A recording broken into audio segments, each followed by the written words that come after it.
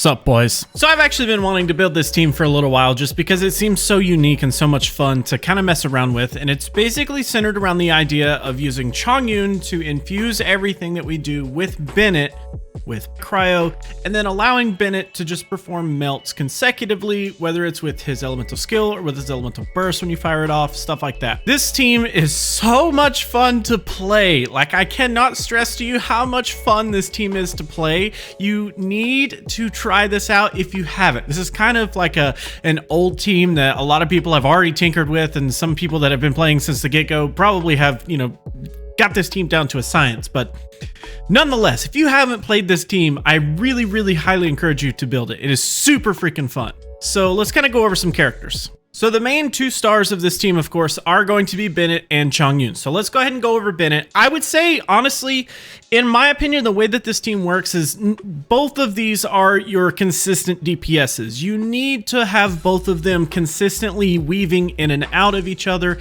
to really make full use of this team. I guess if you had to classify it, Bennett is the main DPS of the team and Chongyun is the sub DPS, but they really work in tandem, and in my experience, during Bennett's downtime, Chongyun is going to pull what feels like the same amount of DPS that Bennett would. Bennett is kind of like a swap in, do a big melt damage, and then, you know, apply some more cryo here and there, and then apply another melt damage, and then swap back to Chongyun. I do feel like Chongyun is probably more consistent at the DPS, whereas Bennett shows up bigger numbers. That's just kind of how it feels. But nonetheless, Bennett here is basically going to be strapped with anything that is going to have a high base attack. Since he is going to be taking a lot of field time, we basically want to equip him with anything that's going to be having a high amount of attack. Now, this could be anything like the Black Sword. Festering Desire here is going to work actually really good. I went with Black Sword just because it does have the crit rate on it. I do actually like the idea of having a lot of crit rate and crit damage into this build, but you can kind of go whichever way you need to. Basically, you just want as much attack as you could possibly get. For the artifact setup, I went with a full 4-piece of Crimson just because it actually does have melt damage increasing by 15% here.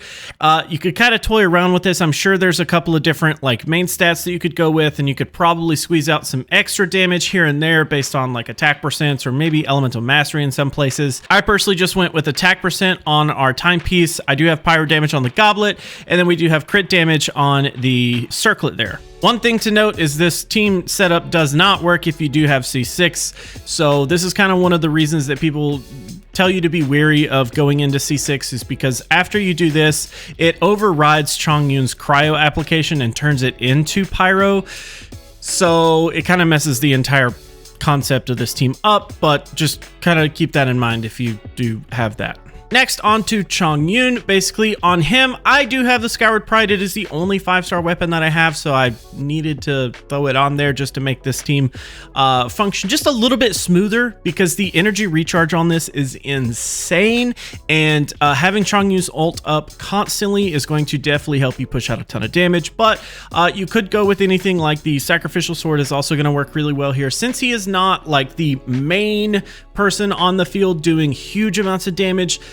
You can go with something a little less intense on the attack, but like I said, Chongyun really does feel like he is doing just as much damage as Bennett in some cases, at least for me. I would actually be very interested to see if pumping him full of a bunch of elemental mastery would be cool, just to kind of have like a shatter or like the reverse melt kind of thing work a little bit better in Chongyun's favor, but that'll have to be tested later. For artifacts, he is rocking a full 4-piece of Noblesse, and he does have a cryo goblet. For Noblesse here, elemental burst damage plus 20% is amazing already, but since he's the only candidate that really works well with the 4-piece Noblesse in this team, he kind of deserves it here. Plus, using it gives you the plus 20% attack for 12 seconds, which is just amazing. He does have a cryo goblet, which I really do think this is why he feels so much more consistent damage wise than Bennett does, because Bennett has a pyro goblet, and when you're infused with cryo, it doesn't really get any benefit off of that. But to do those big melt damage numbers, it kind of, you know, requires you to have that pyro goblet. And then beyond that, honestly, you could throw in pretty much anyone that you want in this team. If you wanted to run a hydro support for some shatter reactions on the back end, if you wanted to run extra pyro characters for the resonance, it doesn't really matter. Honestly, these last 2 slots are super flexible. I personally went with Sucrose, and I know that I've been using Sucrose a lot lately, but she is freaking amazing, and she is a very good candidate for the Viridescent, so that just kind of makes sense for her to be here. With the elemental resistance being dropped by 40% for the infused element, you can in turn just do more damage with her. She's really great, plus with her talents, and she ends up giving elemental mastery to Bennett so that he can do extra melt damage. It just works so freaking good. But basically, it doesn't super duper matter what she has as far as like her weapon. I just personally have her set up with Viridescent. I have her with the Sacrificial Fragments for the Elemental Mastery, because ultimately she wants as much Elemental Mastery as she can get. That's kind of the whole point of Sucrose's kit, so that's what we went with. And then for my 4th slot, I personally chose to go with Diona. The reason that I go with Diona is honestly because I like having the extra little bit of crit rate for the cryo resonance, but you could honestly go with another pyro character here. If you wanted more melt damage, you could probably go with like another pyro character that could apply melt a lot more often. But honestly, I liked having Diona here because I could apply cryo in between the cooldown for Chongyun's elemental skill, because he does have a slight lull. He's basically going to have about 5 seconds worth of lull where you're not going to have anything to do. So having another cryo character for me felt really more consistent, where I could swap into Diona here, use her elemental skill, and then turn around and do another bit of melt damage with Bennett or something like that. It felt a lot more consistent in terms of keeping up melt damages, but it honestly, you could go with whoever you want to.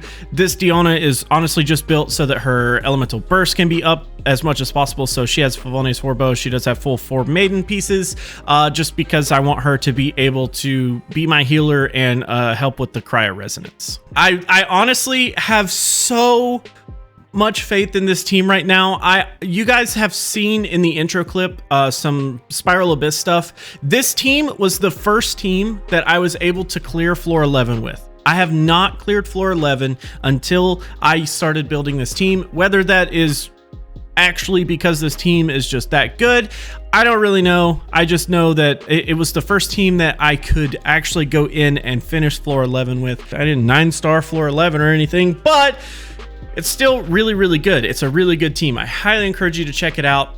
If you've built this team before, I would definitely like to know a couple of tricks of the trade, just because it's so much fun to play. I'm probably going to keep this team around because I am kind of waiting on a specific polearm user to finally be announced, but we'll see when that happens. But that's pretty much going to be it for today, guys. Thanks so much for hanging out. Thanks so much for watching. I'm going to go ahead and leave you off with a few more clips of just some gameplay if you're interested in that.